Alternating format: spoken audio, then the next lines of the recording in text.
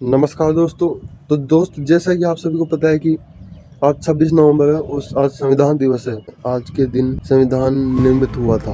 अब इसमें संविधान के दो तरह के लोग हैं संविधान को मानने वाले। एक तो संविधान को जो नहीं मानते, वो एक जो संविधान को मानते हैं। अब जो संविधान को नहीं मानते हैं वे तो मतलब मनुस्मृति को लाना चाहते हैं या फिर किसी और ग्रंथ को। और भी अलग अलग धर्मों के और भी लोग हैं, और जो मानते हैं वे उनमें दो तरह के लोग हैं। एक जो ये मानते हैं कि संविधान BN राव द्वारा रचित है। इन लोगों की संख्या बहुत कम है, लेकिन अब धीरे धीरे बढ़ रही है।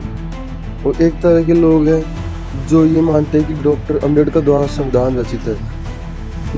अब दोस्त सबकी अलग विचारधारा है।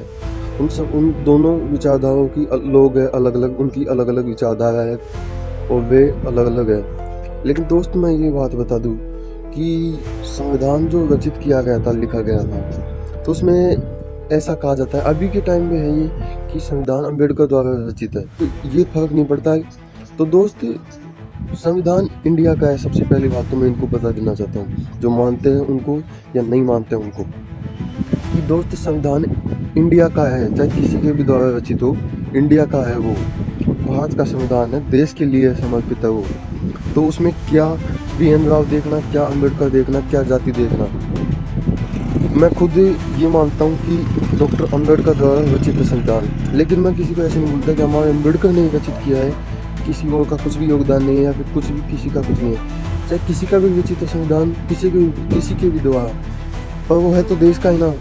तो देश के लिए समर्पित है संविधान, तो मानना सब कुछ ही है, क्योंकि संविधान के बिना तो देश चलता भी नहीं है। अब चाहे वो संविधान BN राव द्वारा रचित हो या फिर डॉक्टर अम्बेडकर द्वारा रचित हो। हाँ, ये ज़रूर है कि आज के टाइम में इसका मिसयूज हो रहा है, तो उसका मैं विरोध करता हूँ। मिसयूज हो रहा है संविधान का, उसका मैं विरोध करता हूँ। लेकिन मैं संविधान को मानता ज़रूर हूँ, चाहे वो BN राव द्वारा रचित हो या अम्बेडकर द्वारा रचित हो। उनको लड़े क्यों भाई, लड़ते क्यों हो, जब देश का ही है संविधान, संविधान ही देश का है। अगर BN राव को मानने वाले लोग हैं, वे बोलते हैं कि हम तो देश को सबसे ऊपर रखते हैं। अगर तुम देश को ही सबसे ऊपर रखते हो तो संविधान को मानो ना फिर, चाहे वो किसी के द्वारा रचित हो।